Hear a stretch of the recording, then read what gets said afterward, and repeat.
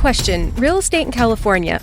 What the Seriously, can someone help? What's an escrow? What's an ARM? What is an REO? What is pre-approval? Can I get pre-approval? Why is inventory so low? Why are interest rates so high? Oh, interest rates not so high? How low is low? How not so high is right. Before you go down the road of questions, get expert help at championsofhome.com. California Association of Realtors. Who's your realtor? Hey y'all, I'm Maddie. And I'm Poodle. And together we host the podcast Reality Gaze. We are two ridiculous homosexuals who love nothing more than talking about reality television and tearing in a new one. So whether it's 90 Day Fiancé, Love is Blind, Love After Lockup, or any other trash TV show about lonely hearts looking for love, your gay besties got you covered, y'all. New shows every week. Follow and listen to Reality Gaze wherever you get your podcast. Reality Gaze, let's love!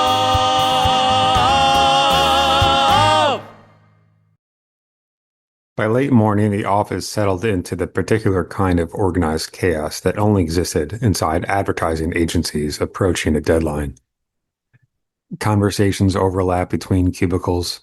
Keyboards rattled continuously. Presentation decks migrated from screen to screen like evolving organisms. And somewhere nearby, Elliot Green was loudly losing an argument with a printer. "I'm telling you, this machine is sentient," he announced to nobody in particular. "It waits until I'm emotionally vulnerable."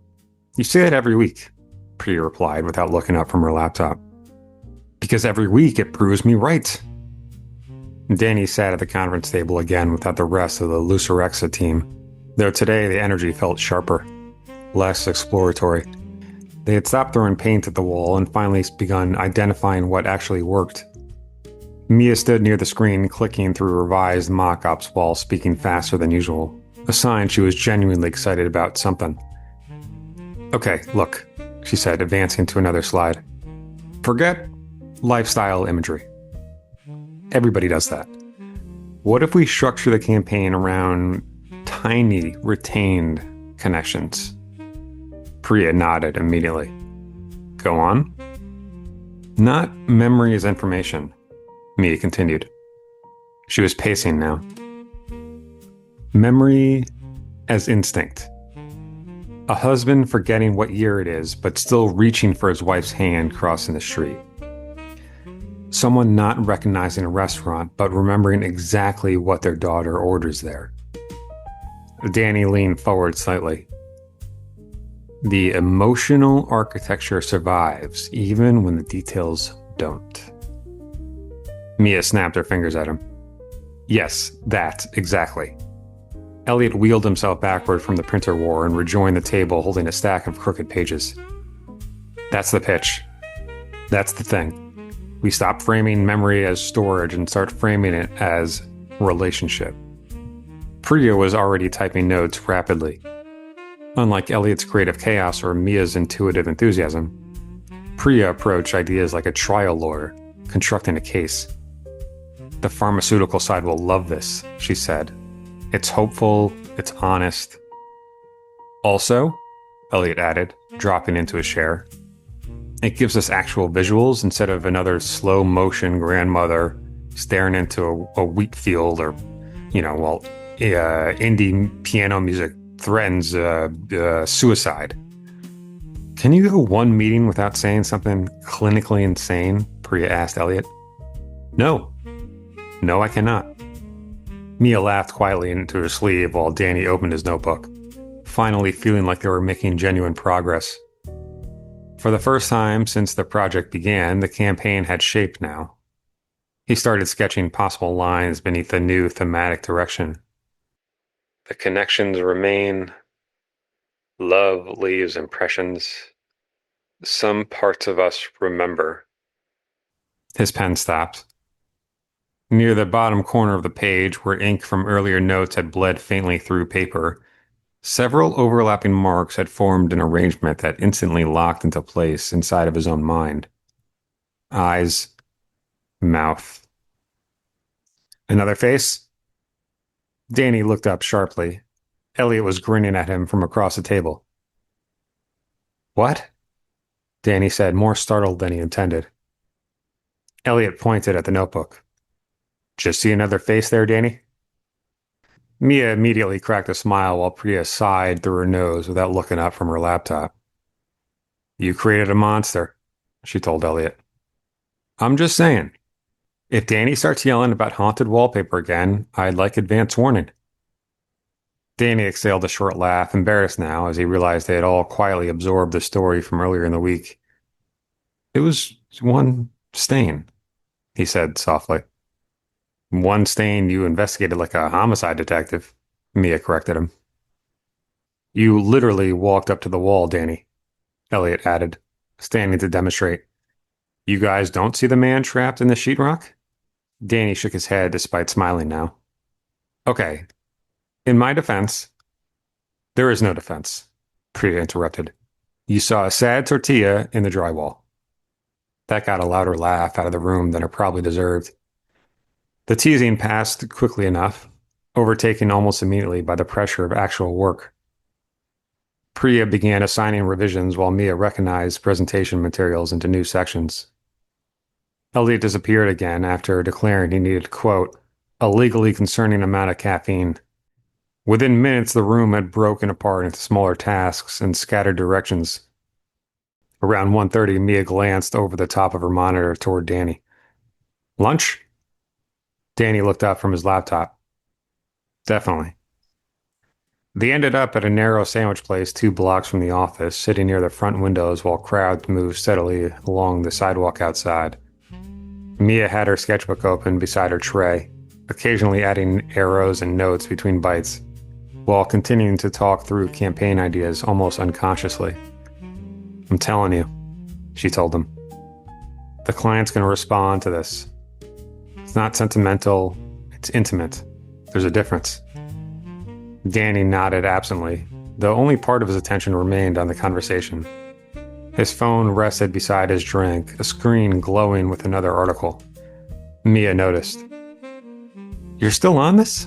She asked. Danny looked down at the page again. The headline displayed a photograph of a burned piece of toast. I'm just, reading. Danny, you're researching faces and walls during lunch. I mean, it's kind of interesting stuff, Mia. Danny smirked faintly and turned his phone towards her. I mean, look at this. Isn't this kind of, crazy? Mia leaned in closer. The nun bun? What the hell is the nun bun? Great question, he told her. In the 70s, a woman in New Mexico claimed she found a cinnamon bun with Mother Teresa's face on it. Mia stared at Danny. He kept going. She kept it for years.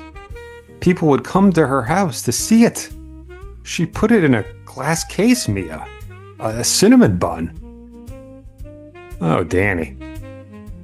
What? It's not me. I didn't do it. She put the bun in the case. Mia laughed. People are incredible. That was her answer. Hold on. There's another one where people thought they saw Jesus in a water stain under a highway overpass. Well, that one at least is biblical, Mia said. Danny scrolled further. Apparently, this stuff happens constantly. People are basically hardwired to see faces everywhere. Okay, Mia said, slowly, narrowing her eyes at him now. But why are you obsessed with this all of a sudden? Is there an angle here? What am I missing? Danny leaned back into the booth. I don't know, he admitted after a moment. I don't know. Clearly my brain is trying to tell me something. Clearly, Mia said sarcastically. Danny, I think you need a nap. That's what your brain is trying to tell you. Oh, how'd it go with, what's her name last night? Did she, tire you out? Danny shook his head, but the joke landed closer to reassurance than embarrassment. Because honestly, maybe she was right. The past several weeks had been nonstop. Bad sleep, stress, way too much caffeine, way too many nights staring at glowing screens. The explanation that he was just tired felt more than reasonable. By the time lunch ended, Danny had almost convinced himself the whole thing really was just exhaustion. A weird little cognitive feedback loop. See one face, start looking for more. Train your brain into recognizing patterns everywhere. Simple, manageable. His plan for the weekend formed almost immediately as they walked back toward the office. Sleep in, phone off. Avoid work, reset, stop seeing faces. He hoped it would work, because when the waitress slid the check onto the table before they left, the arrangement of numbers at the bottom had looked exactly like his dead father. Danny had always considered himself a reasonably healthy person.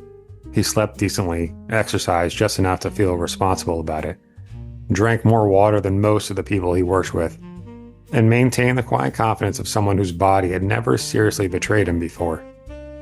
Even his stress tended to arrive in manageable forms. Tension headaches during deadlines, occasional insomnia before major presentations, the normal wear and tear symptoms of professional adulthood in Manhattan. Which was why, by Friday night, he had convinced himself he knew exactly how to solve this. Rest. That was all this was. His brain had become overstimulated, overtired, overfocused. The human mind was suggestible. He had read enough articles over the past 2 days to practically diagnose himself. Pattern recognition, stress fixation, sleep deprivation. Once the brain became sensitized to certain imagery, it continued seeking it out automatically. Simple as that. So Danny gave himself a reset. He ordered takeout instead of working late, silenced his email notifications, ignored 2 Slack messages from Elliot that almost certainly contained either campaign notes or memes involving pharmaceutical mascots. Around 9 o'clock, he put his phone face down across the room and made himself some tea. He even stretched for 15 full minutes beside his bed, while a woman with an impossibly serene voice instructed him through a sleep meditation video. At 10:30, he dimmed every light in the apartment except a small lamp beside the couch and read half a chapter of a novel without retaining a single sentence. By midnight, Danny felt cautiously optimistic. This was good. This was responsible. Tomorrow he would wake up rested and slightly embarrassed by the entire week. The faces would disappear because of course they would. He had essentially trained himself to notice them. That was all this had ever been. Before bed, he stood in front of the bathroom mirror brushing his teeth, deliberately forcing himself not to scan the marbling in the countertop or the cracks in the ceiling paint. He climbed beneath the blankets, feeling calmer than he had in days. And for the first time all week, he slept deeply. No dreams, no interruptions, nothing. Danny woke Saturday morning feeling genuinely refreshed. His body felt lighter somehow. The mental pressure from the past few days finally loosened. He lay there for a moment, staring at the ceiling with the pleasant disorientation of someone who had slept hard enough to forget themselves temporarily. See? Fine. He almost laughed at himself while walking toward the bathroom. The shower ran hot enough to fog the edges of the mirror almost immediately. Danny stood beneath the water longer than necessary, letting heat soak into his shoulders while his thoughts drifted lazily from one thing to another. Work, Heather, the pitch. Whether she should text her today or wait until afternoon so he didn't seem overeager. Normal thoughts. Human thoughts. By the time he stepped out and wrapped a towel around his waist, he felt more like himself than he had all week. The mirror above the sink had fogged over almost completely except for several clear streaks where condensation had slid downward unevenly across the glass. Danny wiped a section clean with his palm, and then he froze. Someone else was standing in the reflection behind him. The arrangement of moisture and untouched fog in the mirror had formed a face so instantly recognizable that his brain recoiled before logic could catch up. Hollow, dark spaces where eyes should be, a long shape beneath them, a mouth stretched downward in exhausted misery. The expression looked old, sick. For one horrifying second, he experienced the absolute certainty that he was looking at a person trapped behind the glass, trying desperately to remain still. And then the illusion broke slightly as water continued sliding downward through the condensation. The features warped, distorted, returned to streaks. Danny stepped backward too quickly and nearly collided with the towel rack. His pulse hammered against the inside of his throat.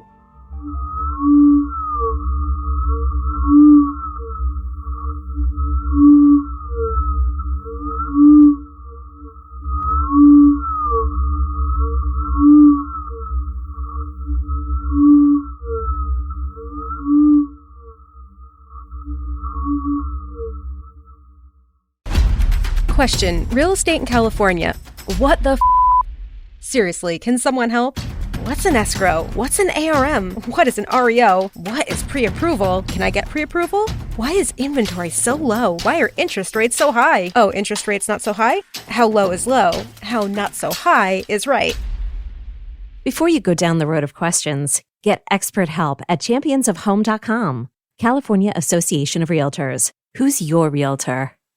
On my new podcast, On Par with Maury Povich, we're getting down to the truth behind the names that you know and love. Unfiltered conversations with legends like Leanne Morgan, Kathy Griffin, Ricky Lake, to find out when they feel the most on par. We're breaking it down with Don Lemon, Aaron Parnas, Lamani Jones, laughing it up with Josh Johnson, Dan Soder, many more. You know, the results are in. Great conversations are always on par. So follow and listen to On Par wherever you get your podcasts.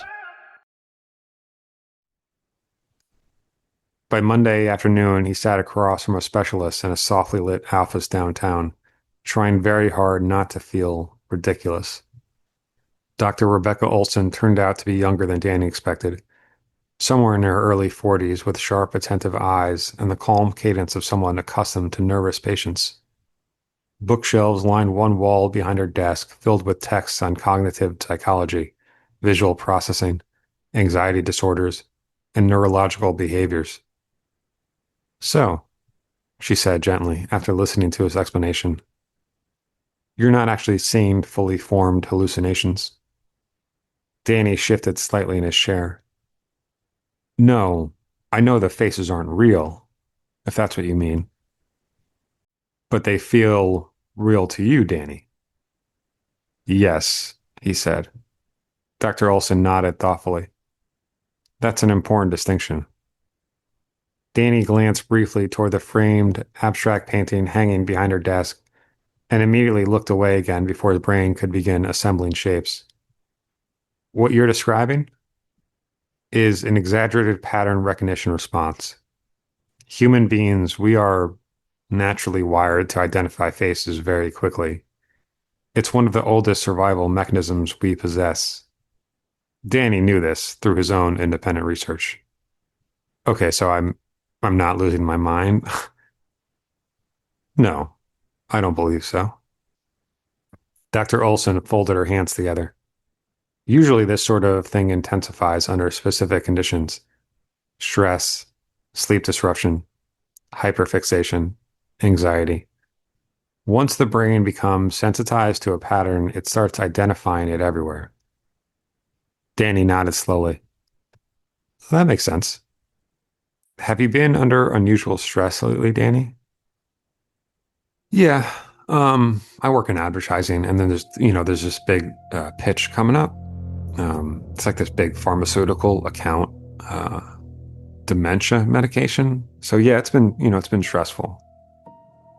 Dr. Olson's expression shifted slightly. Interesting. What? Interesting. What? Well, that's a fairly loaded subject, Danny. Dementia? It specifically deals with identity erosion, memory, recognition, human connection. You've also spent the past week researching cognition and perception intensely while training your brain to scan for patterns. That made an uncomfortable amount of sense to Danny. Dr. Olson studied him for another moment before asking, has dementia affected anyone in your personal life?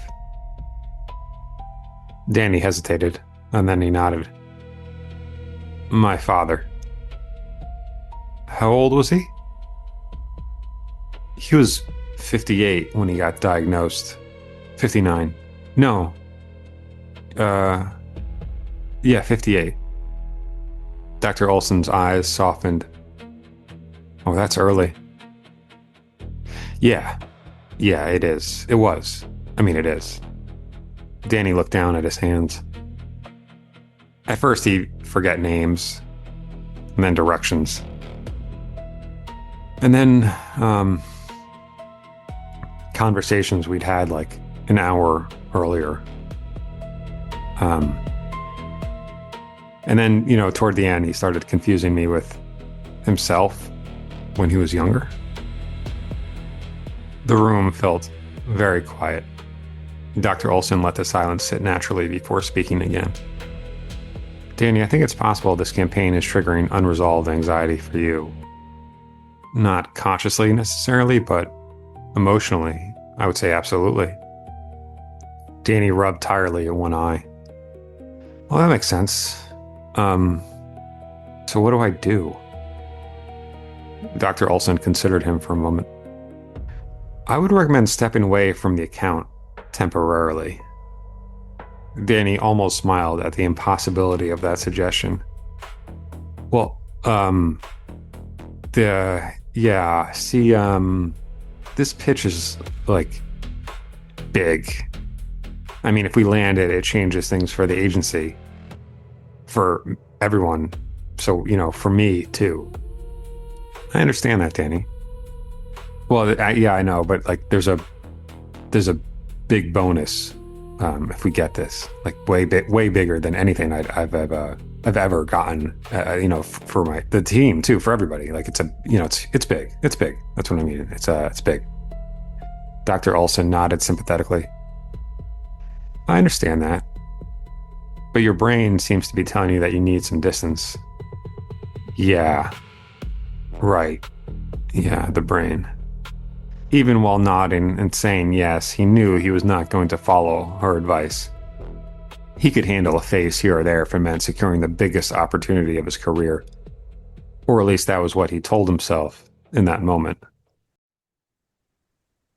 The restaurant sat halfway underground along a narrow East Village street Danny had loved since his 20s, back when he could barely afford to eat there and used to reserve it only for birthdays or promotions or nights he wanted to matter.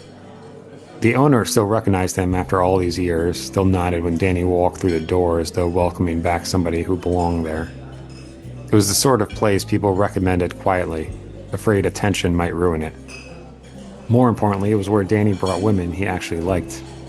Not dates meant to fill silence, not people he already knew would disappear after 2 weeks. Heather felt potentially permanent. There was something so underperformed about her.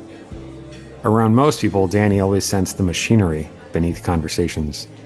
The timing of reactions, the calibration of personality, the little invisible negotiations strangers conducted while deciding how much of themselves to reveal. Heather seemed to skip that process entirely. She arrived places already herself, and tonight had gone better than Danny could have hoped for. They shared wine, argued playfully about movies. Heather told a story about accidentally getting locked inside a museum storage room during a fundraiser because she'd mistaken a staff hallway for a bathroom corridor.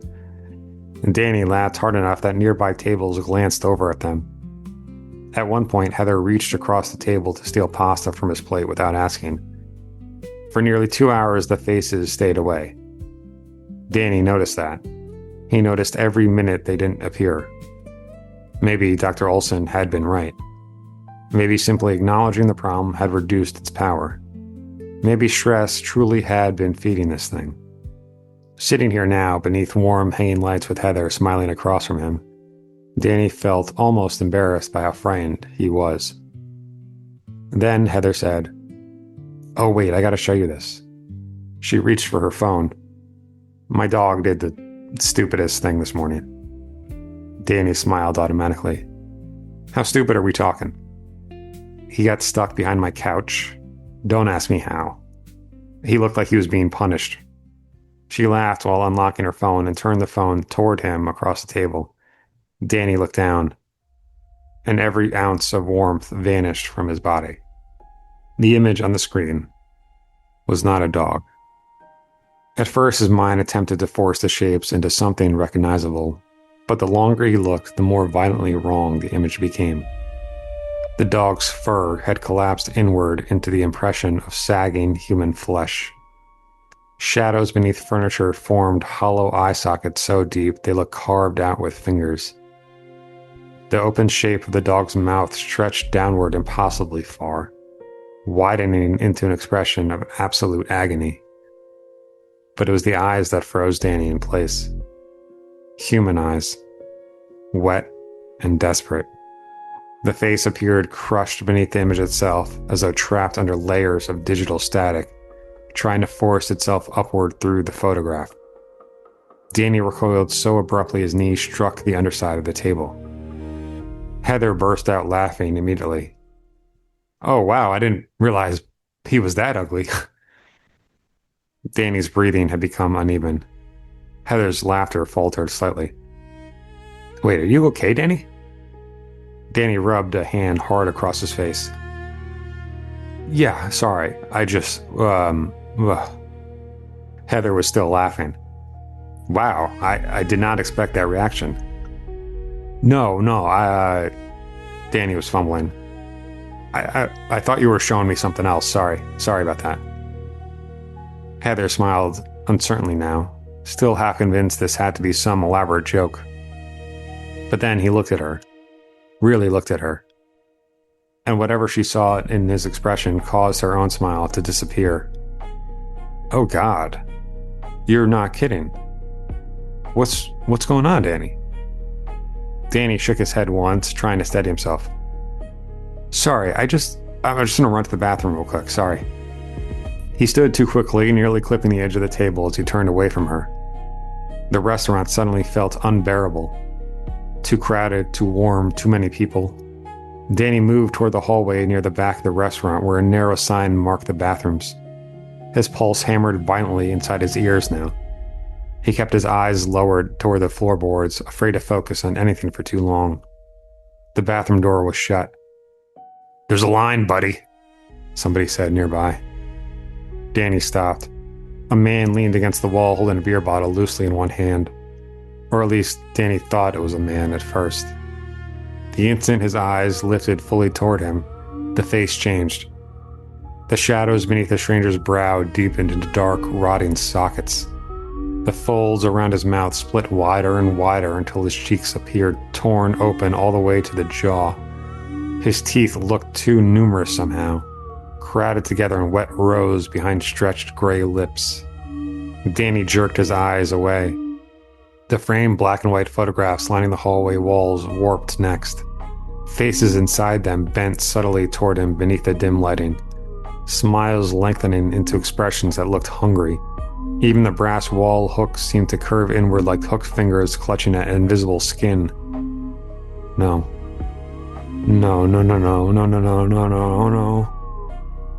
Danny turned blindly and pushed back toward the dining room. Everything contained faces now. The knot in the wood grain beside the bar had become the swollen eye of something half buried beneath bark.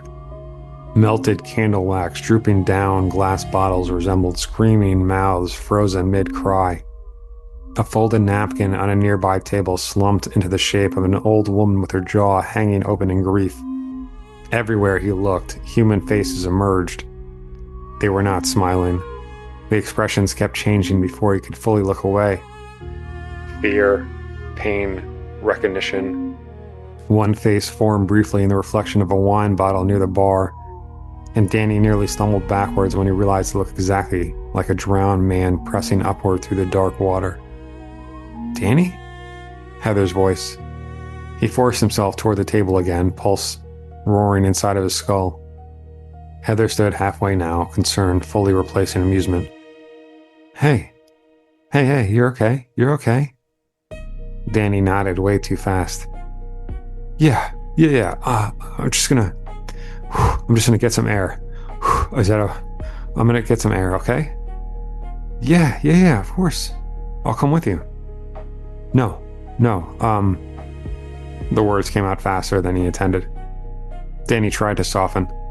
"No, it's okay. I'll just be 2 minutes. Just, sorry. Just, stress from the job, from the pitch. I'm sorry, Heather. I will be right back. For one devastating moment, it was not Heather's face that he saw. It was the face of his father. And not the one he remembered from photographs. Not healthy and whole. It was his father near the end, eyes glassy with confusion, skin hanging too loosely from his bones, mouth trembling with the terrible helplessness of someone who knows they are disappearing, while everyone around them pretends otherwise.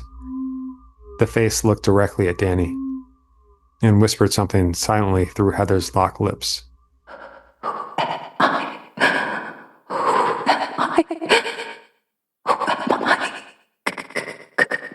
Can you tell me who am I?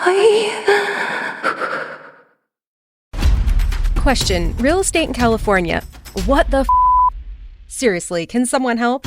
What's an escrow? What's an ARM? What is an REO? What is pre-approval? Can I get pre-approval? Why is inventory so low? Why are interest rates so high? Oh, interest rates not so high? How low is low? How not so high is right? Before you go down the road of questions, get expert help at championsofhome.com. California Association of Realtors. Who's your realtor? The Recap Show is an inside look into the world of global soccer and women's sports. Follow and listen to The Recap Show wherever you get your podcasts. It was time for another appointment. By now, Danny looked like a man who had stopped sleeping entirely. He was more than tired. He looked hunted. Dr. Olson noticed it immediately when he entered our office. His movements had changed since the previous session. Everything about him carried a strained, defensive hesitation now, as though he expected something terrible to emerge from the edges of the room at any moment. He sat down carefully in the chair across from her desk and kept his eyes lowered toward his hands. He never looked up, not once. "Danny?" Dr. Olson said gently. "You seem very distressed." The office remained quiet for a moment, except for the faint hum of traffic somewhere outside the building. Dr. Olson waited without rushing him. "When did things escalate?" she asked. 2 nights ago?" Danny rubbed his palms together slowly while staring downward at them like they belonged to someone else. "I was out to dinner. Everything was normal. It was actually great.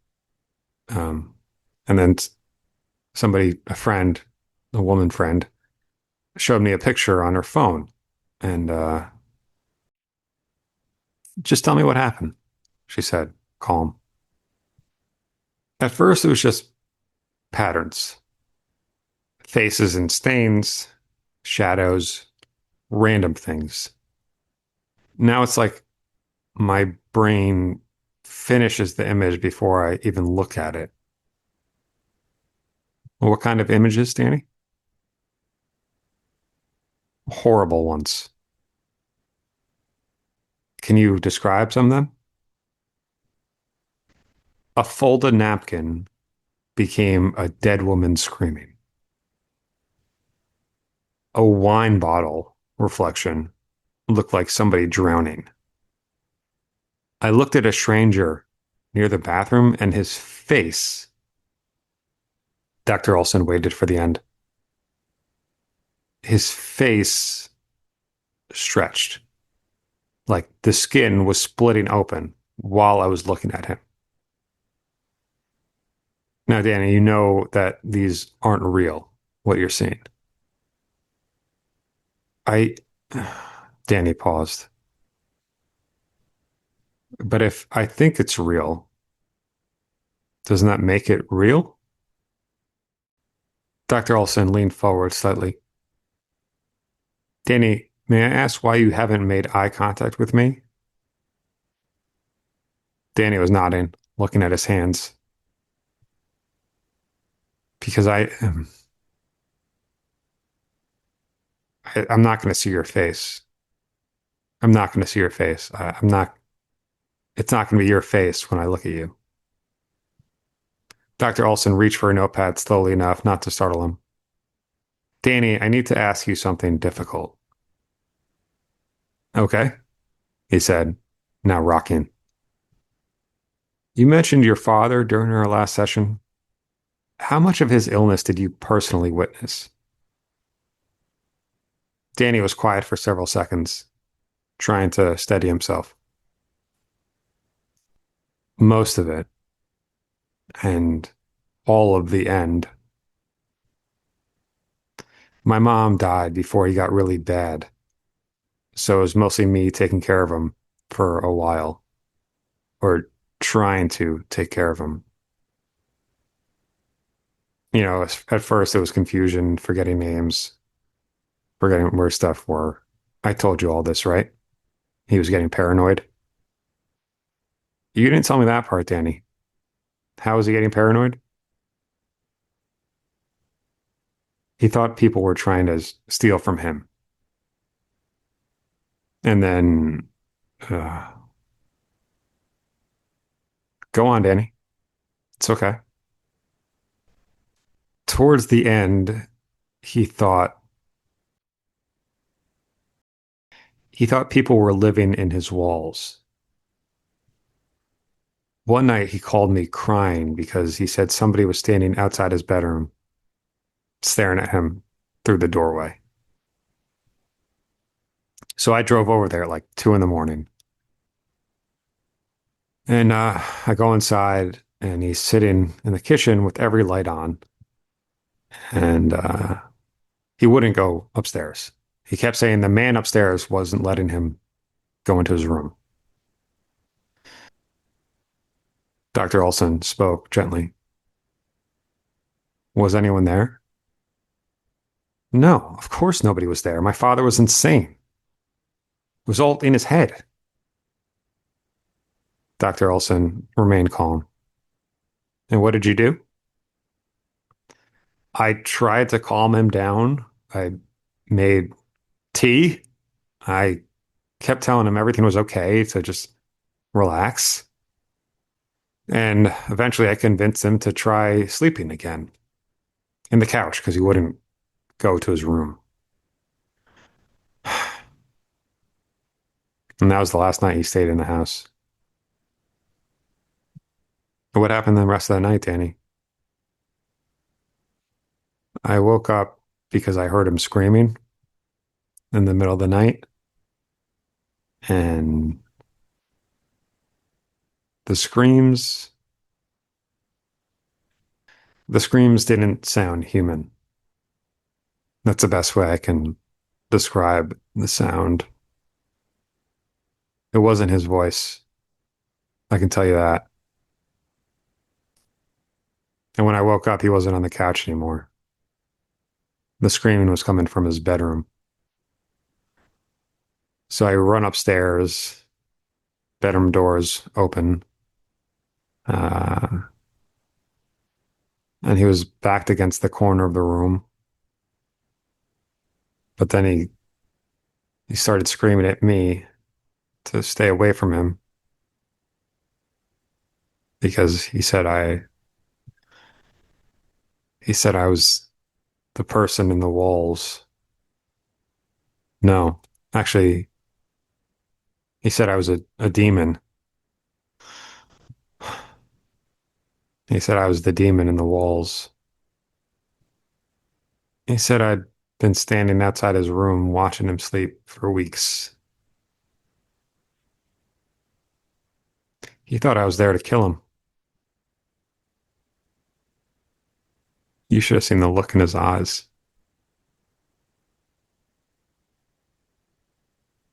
I can still see it. You know what the worst part is, though? The way he was looking at me. He didn't seem confused. He seemed sure. After that night, we put him into a facility. And every time I visited, he wouldn't look at me. Dr. Olson's voice became a whisper. Why not? Danny sat motionless for several seconds before answering her question. Because he didn't know who I was.